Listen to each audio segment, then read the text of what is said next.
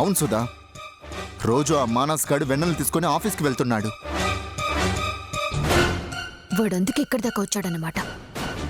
ఆఫీసులో పనని చెప్పి ఆ బసవాని వాడి కొడుకుని బాడీ గార్డ్స్గా తెచ్చుకున్నారు. ఎవ్వరూ లేనప్పుడే ఏం చేయలేకపోయినా ఇప్పుడు వాళ్ళు పక్కనుంటే ఇంకేం చేస్తాం?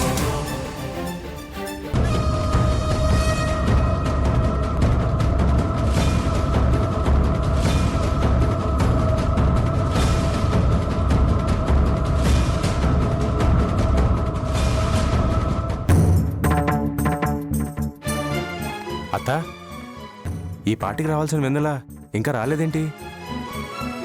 నాకు కూడా అదే అర్థం కావట్లేదు సూర్య. ఏమైందో ఏమోనని భయం వేస్తా ఉండాది. నీకు ధైర్యం చెప్పానే గాని నాకు చాలా కంగారుగా ఉంది అత్త.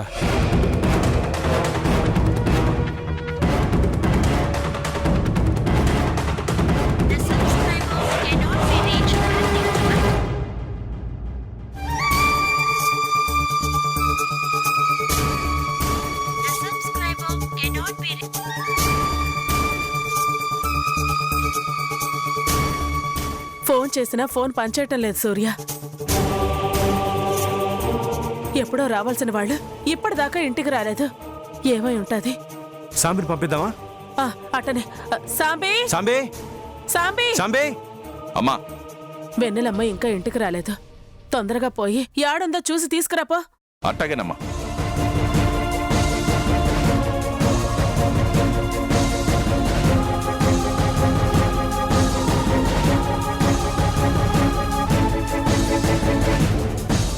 ఎందుకత్త రోజు ఈ బాధలు మనకి?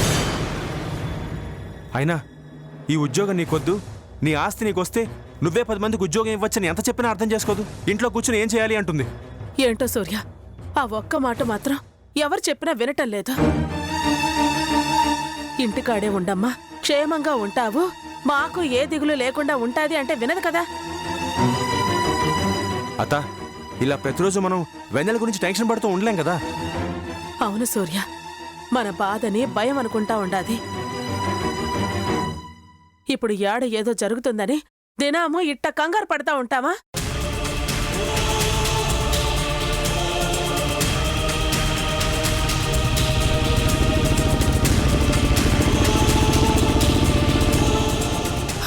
అదిగో మాటలోనే మానస్ వచ్చినాడు.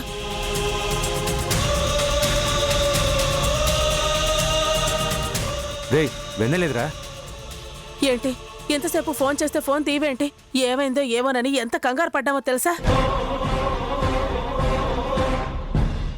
అయినా ఒక్కడవే వచ్చావేంటి? వెన్నెలేది? నిన్నేరా వెన్నెలేది?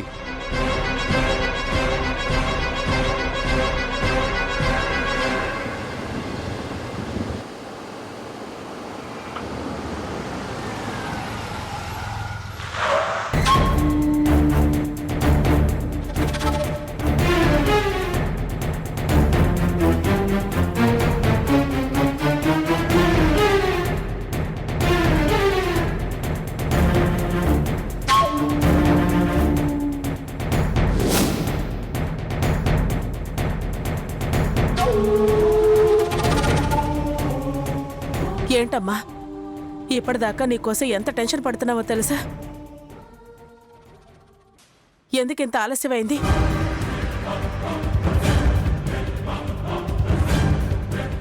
వీడిని చూస్తే వీడిలా ఉన్నాడు, నువ్వేమో అలా ఉన్నా. తనతో పాటు తీసుకుని వస్తా అన్నాడుగా, విశాల్తో పాటు రావడం ఏంది? ఏం కాలేదు, మనం ఇంట్లోకి వెళ్ళి మాట్లాడుకుందాం. పదండి డాడీ.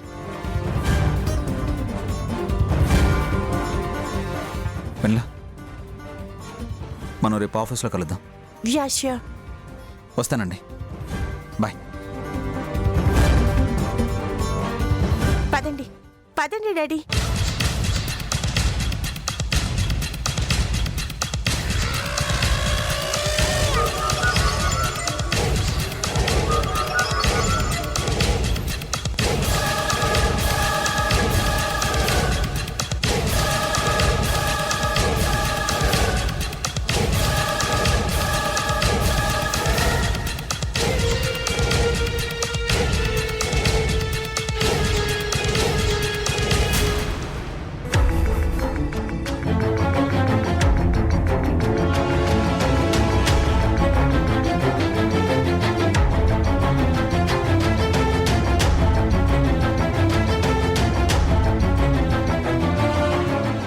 ఏంటి నాని ఏదో న్యూస్ వస్తుంది వినండి అన్నావు.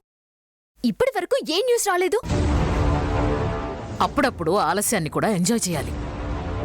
అనుకోగానే అన్ని పనులు అవ్వవు కదా. జస్ట్ వెయిట్ చేయండి. ఇంకా ఎంతసేపు వదినా? ఇప్పటి వరకు ఏ న్యూస్ రాలేదంటే నువ్వు చెప్పిన న్యూస్ వస్తుందంటావా? ప్రతిసారి ఓటమి ఉండదు భరత్. పగోళ్ల గెలుపు పరిగెత్తిస్తూనే ఉంటుంది మనల్ని ఓడిద్దాము అని. సో 4 సార్లు ప్రయత్నించాం, ఫెయిల్ అయ్యాం. అలా అని ప్రతిసారి ఫెయిల్ అవ్వం కదా.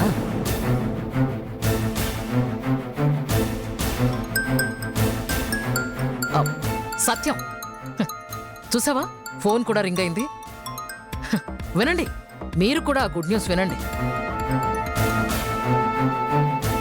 చెప్పండ్రా, పని అయిపోయిందా? అమ్మా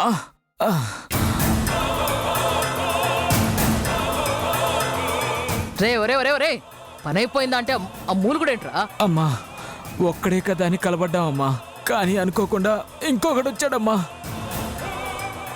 ఇద్దరు కలిసి మా ఒళ్ళు హూనం చేశారమ్మా.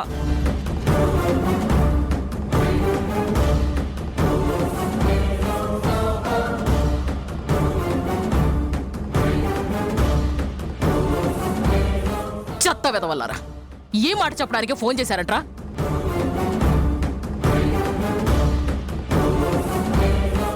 ఒంటరిగా దారి కాచి ఎవడైనా అడ్డం వస్తే వాణ్ణి కూడా లేపేయమని చెప్పి పంపిస్తే ఏంట్రా మీరు చేసింది?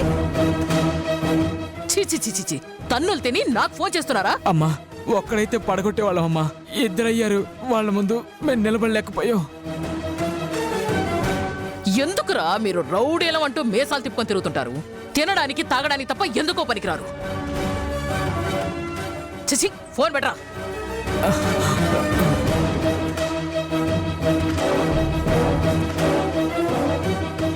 చూసావా వదిన? ఆ బసవడి కుటుంబం ఈ సీమలోకి అడుగుపెట్టిందనగానే వాళ్ళ బలం పెరిగిందన్నాను. అది నిజమని ఇప్పుడైనా అర్థమైందా? ఊరుకో భరత్. ఎప్పుడు ఎదుటి వాళ్ళ బలం గురించి మాట్లాడకూడదు, బలగం గురించి మాట్లాడుకోవాలి.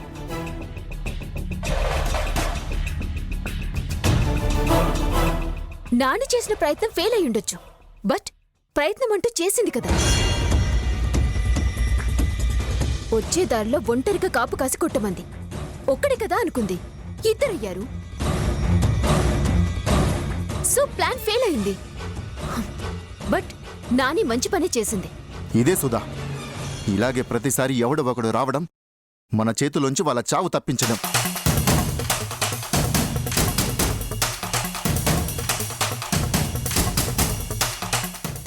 చావు వెంట పడుతుంటే తప్పించుకోవడం చాలా కష్టం.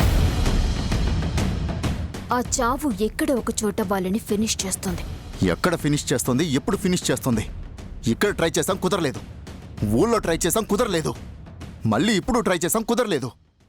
కుదిరేదెప్పుడు, మనకు అడ్డు తొలిగేదెప్పుడు? ఛ! దాని మామని లేపాను, దాని అత్తని లేపాను, దాని అమ్మని లేపాను, దాన్ని పెంచిన అమ్మని కూడా లేపేశాను. ఇంతమంది చావును చూడగలిగిన నేను దాని చావుని మాత్రం చూడలేకపోతున్నాను. ప్రతిసారి చావుకి ఎదురొస్తుంది అది. ఏదో ఒకటి చెయ్యాలి భరత్. ఓటమి ఒక్కసారి వస్తే బాధగా ఉంటుంది, కానీ ఇలా ప్రతిసారి వస్తూ ఉంటే నరకంగా ఉంటుంది. ఈ నరకాన్ని నేను భరించలేను.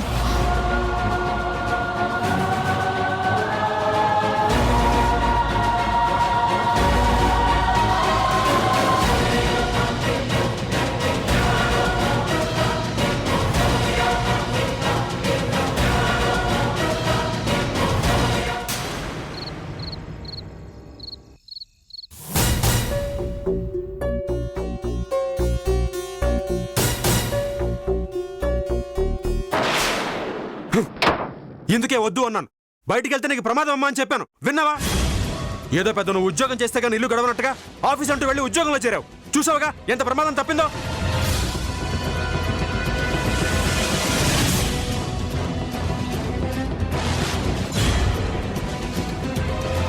వాళ్ళ ఊరు దాకా వచ్చి నీ ప్రాణాలు తీయాలని చూసినారు. ఇక ఇక్కడికి వచ్చినావో లేదో ఈ పొద్దు నీ ప్రాణాలు తీయాలని చూసినారు.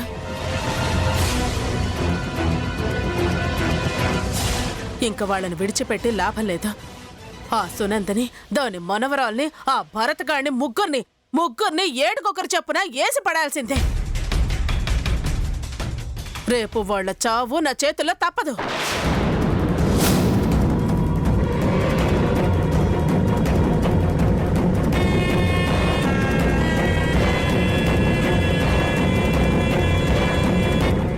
మీ అమ్మ చనిపోయిన తర్వాత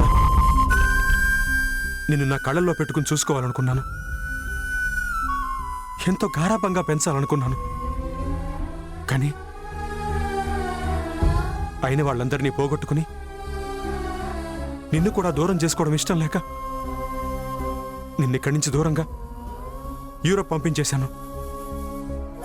నువ్వు అక్కడున్నంతకాలం నీకు దూరంగా ఉంటూ నేనెంత బాధపడ్డానో నాకే తెలుసమ్మా, నాకే తెలుసు.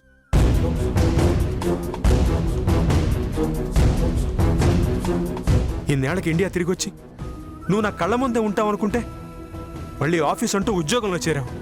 నువ్వు ఆ జాబ్లో చేరిన దగ్గర నుంచి ఏదో ఒక ప్రమాదం వస్తుందని నీకు అర్థమవుతూనే ఉంది. అయినా సరే నువ్వెందుకింత మొండిగా ప్రవర్తిస్తున్నావో నాకు అర్థం కావట్లేదు. సూర్య, వెన్నెల్ని అనడం కాదు, మన బిడ్డల్ని మనం కాపాడుకోవడానికి చూసుకోవాలా, వాళ్ళంతా చూడాలా. మళ్ళీ వెన్నెలమ్మ జోలికి రాకుండా ఆ ముగ్గురిని లేపి పారేయాలా. అప్పుడు గాని మనం ప్రశాంతంగా ఉండలేము. సమయానికి నీతో మానసు ఉన్నాడు కాబట్టి సరిపోయింది. నువ్వు ఒంటరిగా వాళ్ళకి దొరుకుంటే మళ్ళీ నువ్వు మా కంటికి కనిపించేదనివా?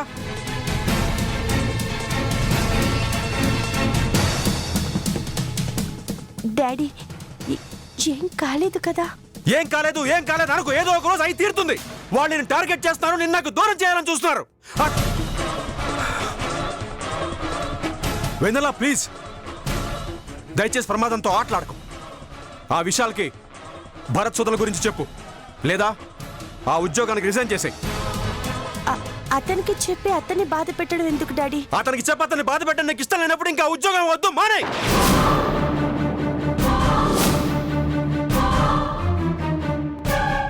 చెప్పానుగా, నీ ఆస్తి నీకు తిరిగి వస్తే నీ కింద 100 మంది పనిచేస్తారు. అది వదిలేసి నువ్వెవరి దగ్గర పనిచేయడం ఏంటి? దానివల్ల రోజుగా ప్రమాదం వస్తూనే ఉంది.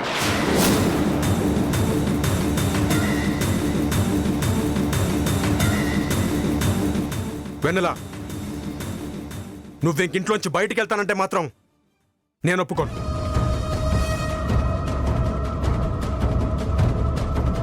సరే మోయ, అమ్మ వాళ్ళు ఎదురు చూస్తూ ఉంటారు, ఇంకా బయలుదేరుతాను.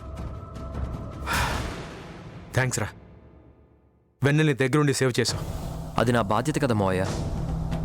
నా మరదల్ని ఎవరో చంపాలని చూస్తుంటే నేను మాత్రం చూస్తూ ఎలా ఊరుకుంటాను? ఇప్పుడే కాదు, ఎప్పుడు నాది ఒకటే మాట, నేనుండగా వెన్నెలకి ఏ ప్రమాదం రానివ్వను. వస్తాను మోయ.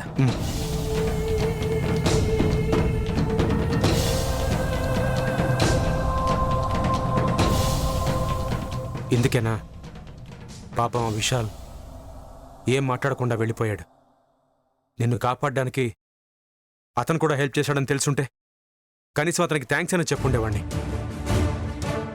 ఏంటో వెన్నెల, ఉద్యోగం చేయాలన్న నీ ఒక్కదాని నిర్ణయం వల్ల ఇంట్లో అందరం అవస్థపడుతున్నాం. ఏంటో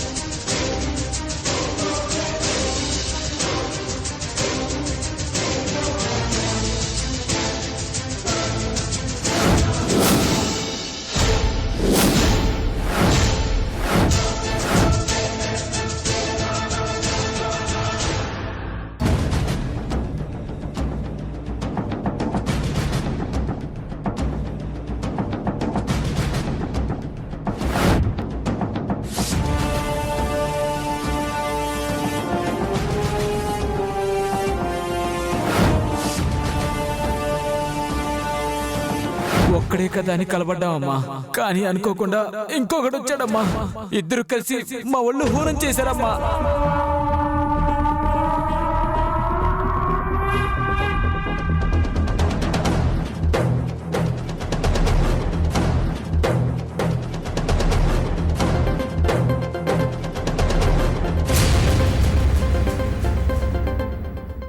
విశాల్ వదినా, ఈ టైంలో చేశాడంటే ఏదో కారణం ఉండే ఉంటుంది. మాట్లాడు, స్పీకర్ ఆన్ చేసి మాట్లాడు.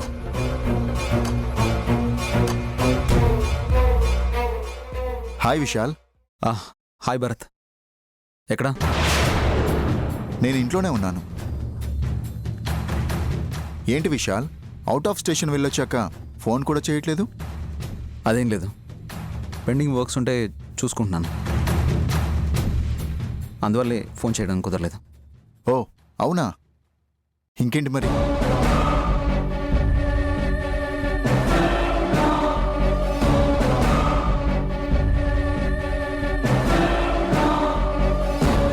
మాట్లాడడానికి ఇబ్బంది పడుతున్నావేంటి? దేని గురించి? అది ఈరోజు వెన్నెల మీద అటాక్ జరిగింది.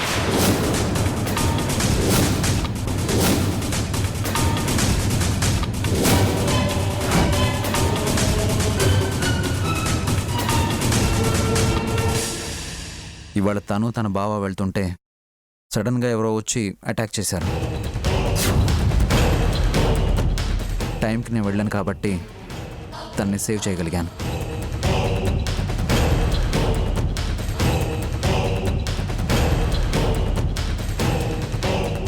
ఎవర్రా వాళ్ళు?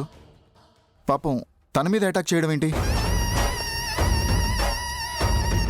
ట్రై చేశాను, అదే అర్థం కావడం లేదు. వెన్నెల వాళ్ళు మీకు తెలిసిన వాళ్ళు కదా? ఆ, తెలిసిన వాళ్ళంటే కొద్దిగా తెలిసిన వాళ్ళు. ఎంతో కొంత తెలుసు కదా. వాళ్ళు తెలిసినప్పుడు వాళ్ళ శత్రువులు ఎవరు అనేది మీకు తెలిసే ఉంటుంది కదా.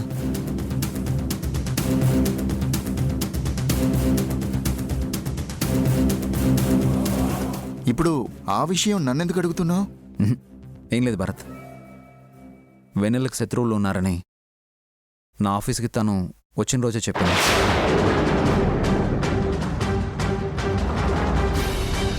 వాళ్ళ శత్రువులు ఎంత ప్రమాదకరమైన వాళ్ళనేది వాళ్ళ ఊళ్ళో జరిగిన అటాక్స్ చెప్తున్నాయి.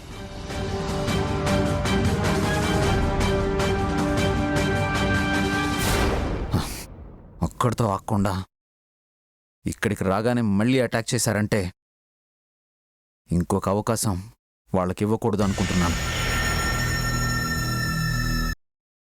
సో తన శత్రువుల గురించి నీకేమైనా తెలిస్తే చెప్పు. మళ్ళీ వెన్నెలకి ఏ ప్రమాదం లేకుండా వాళ్ళ సంగతి నేను చూసుకుంటాను.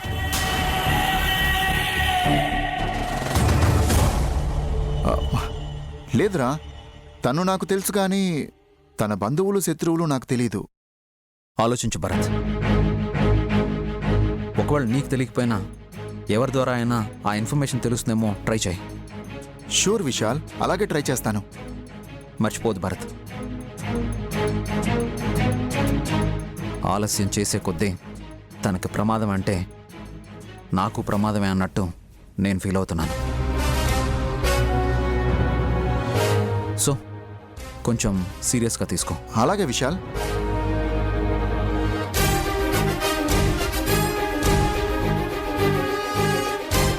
విన్నావా వదినా? వాడు కూడా వాళ్ళకు సపోర్ట్గానే వస్తున్నాడు.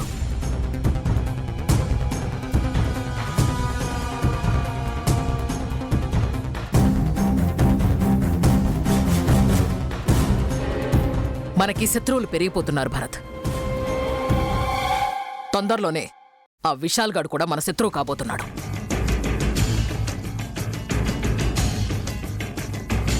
వాడి మాటలను బట్టి వాడు దాన్ని చాలా ప్రేమిస్తున్నాడని అర్థమవుతోంది.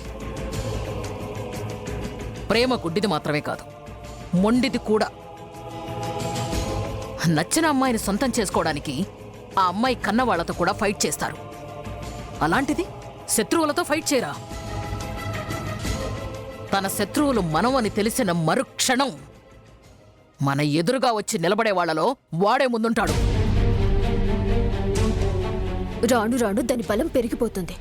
ఇప్పుడు ఆ విశాల్ గాడు కూడా తోడయ్యాడంటే ఇంకా కష్టం. అప్పుడు దాన్ని ఏం చేయాలన్నా దానికన్నా ముందు వాడి ప్రేమను బ్రేక్ చేయాలి. అవును, మనస్సు గాయపడితే మనిషి దిగులు పడతాడు.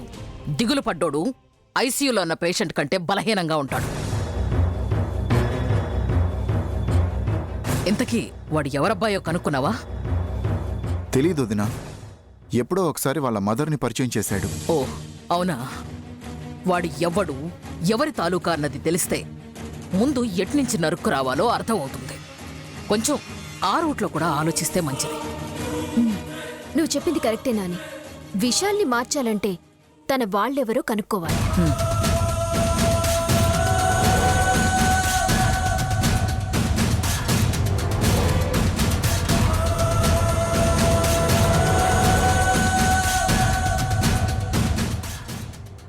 మానస్, ఏంద్రా అలా ఉండవు?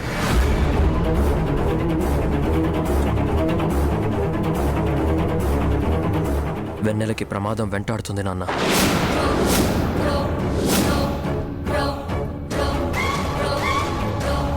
ఇదంతా సునంద పనేరా.